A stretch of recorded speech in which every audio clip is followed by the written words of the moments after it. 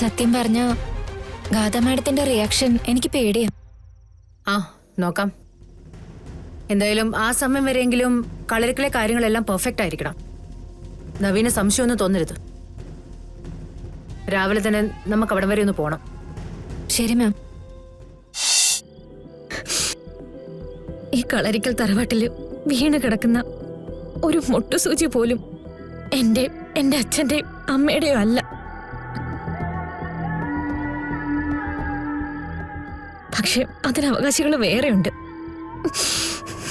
പിന്നെ പറഞ്ഞു കളരിക്കല് നീ വലിയൊരു രാജകുമാരി ആയിരിക്കുമെന്ന്.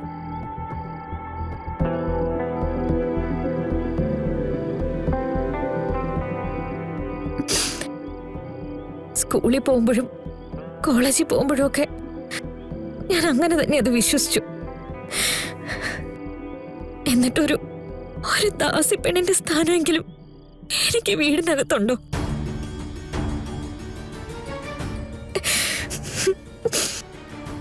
അതിൻ്റെ ഇടയിൽ എന്റെ പൊട്ട ബുദ്ധിക്ക് നവീനോട് ഒരു ഇഷ്ടം.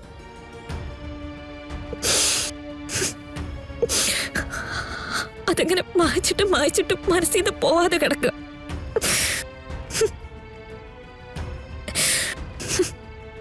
അതുകൊണ്ട് ഇപ്പോ ഈ നിമിഷം പോലും ഈ വിഡ്ഢിവേഷങ്ങൾക്കൊക്കെ കൂട്ടി നിൽക്കുന്നത്.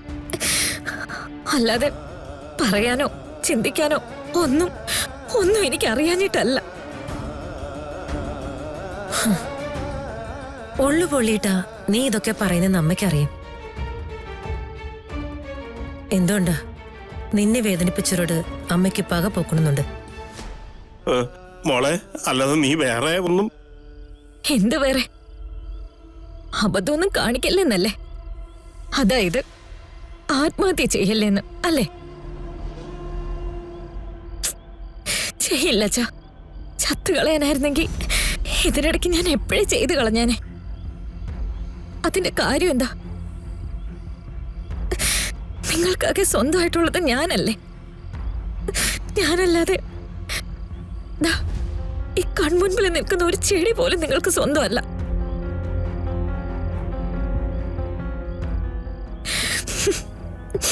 അപ്പോ ഞാൻ ചത്തുകളഞ്ഞ നിങ്ങൾക്ക് ആകെയുള്ള സമ്പത്തും പോവില്ലേ? അതുകൊണ്ട് ചാവൊന്നുമില്ല, ധൈര്യമായിട്ടിരുന്നു.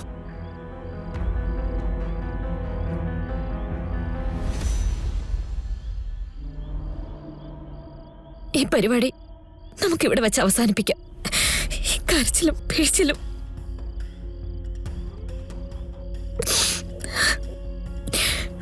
ഞാൻ പോവാ.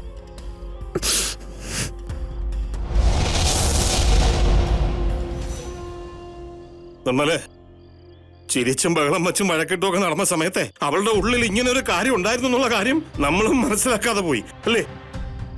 അവള് പറഞ്ഞ ശരിയല്ലേ? എത്ര നാളായി അവള് പ്രതീക്ഷിക്കാൻ തുടങ്ങിയിട്ട്. വേറെ ഏതെങ്കിലും ഒരു പെൺകുട്ടി സഹിക്കൂ ഇതൊക്കെ?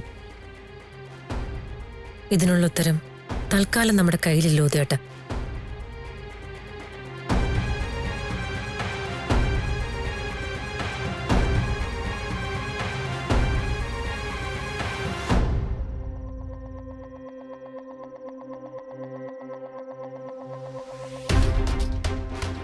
സുമിത്ര എന്തിനായിരിക്കും എന്നോട് അങ്ങോട്ട് ചെല്ലാൻ പറഞ്ഞത്? സുമിത്രയുടെ സംസാരം എല്ലാം കേട്ടിട്ട് എന്തോ സന്തോഷമുള്ള കാര്യമാണ്. അപ്പൊ പിന്നെ സംശയിക്കുന്ന എന്തിനാ മാം? പതിവ് പോലെ കൃഷ്ണ കളരിക്കൽ കുടുംബത്തിന് എന്തെങ്കിലും നന്മയുള്ളത് ചെയ്തു കാണും. ഇനി അങ്ങോട്ടേക്കേ ഇല്ലെന്നുള്ള തീരുമാനത്തിൽ നിൽക്കുമായിരുന്നു. അങ്ങനെയൊക്കെ ഒഴിഞ്ഞു മാറിയ പിന്നെ എല്ലാം അവസാനിപ്പിക്കാൻ പറ്റുമോ മാമിന്? പറ്റണം. ഗാഥമോൾ ഒരു ട്രിപ്പിന്റെ കാര്യം പറഞ്ഞിട്ടില്ലായിരുന്നോ?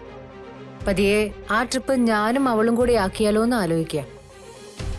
ഇവിടുന്ന് പോയിട്ട് യാത്രയെല്ലാം ചെയ്തോണ്ടിരിക്കുമ്പോ പതിയെ അവളെ കാര്യങ്ങളെല്ലാം പറഞ്ഞ് മനസ്സിലാക്കാം.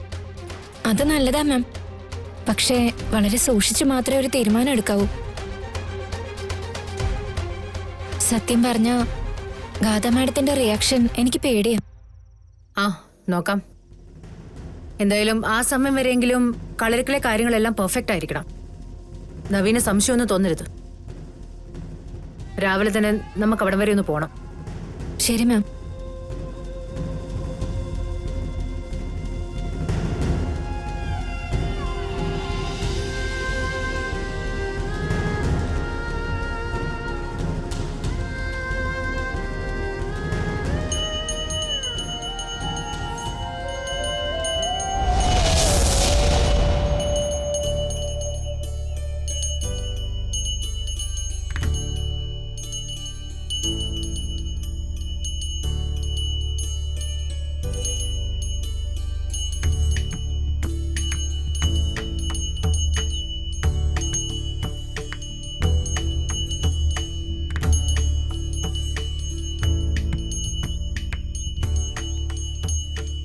ദൈവമേ, എന്റെ ഉള്ളിൽ ഇപ്പോഴും വിട്ടുമാറാത്ത കുറ്റബോധമാണ് തെറ്റ് ചെയ്തു പോയി എന്നുള്ള തോന്നല.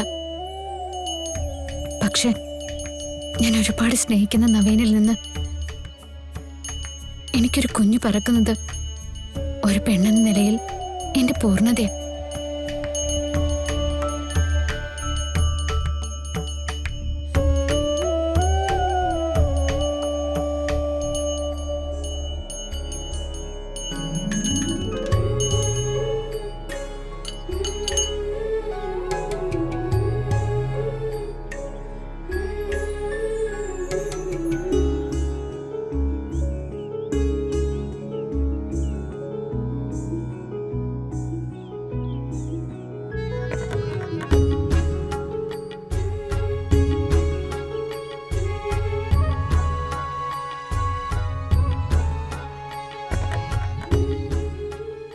ദൈവമേ,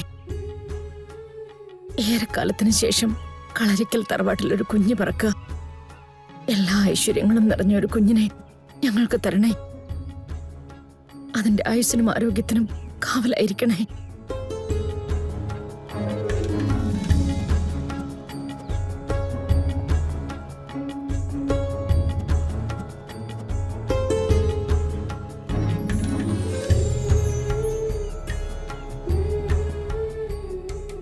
നല്ലോണം പ്രാർത്ഥിച്ചില്ലേ?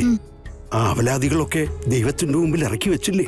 ഓ തിരുമേനി, എല്ലാം നന്നായി വരും. തിരുമേനി, പൂജാവിധികൾ എന്തെങ്കിലും പ്രത്യേകമായിട്ട് ചെയ്യാനുണ്ടെങ്കിൽ അച്ഛനടുത്ത് പറഞ്ഞാൽ മതി. ആ ശരി. അതിപ്പോ എത്ര ചെലവുള്ളതാണെന്നോ എത്ര ദിവസം വേണ്ടതാണെന്നോ ഒന്നും നോക്കണ്ട. അത്തരം ചിന്തകളൊക്കെ നല്ലത് തന്നെ. വേണ്ടത് ഞാൻ പറഞ്ഞോളാം. തൽക്കാലം സമാധാനത്തോടെ പോയിക്കോളൂ. തിരുമേനി, ഞാനെന്തെങ്കിലും വിശേഷമായിട്ട് ചെയ്യേണ്ടതുണ്ടോ? ഇല്ല, ഈ തറവാടിന് ഗുണം ചെയ്യേണ്ട സമയത്ത് അത് കൃത്യമായി ചെയ്തിട്ടുണ്ട് കുട്ടി. ആ കാത്തിരിപ്പിനൊക്കെ വിരാമമായല്ലോ. ചെല്ലു.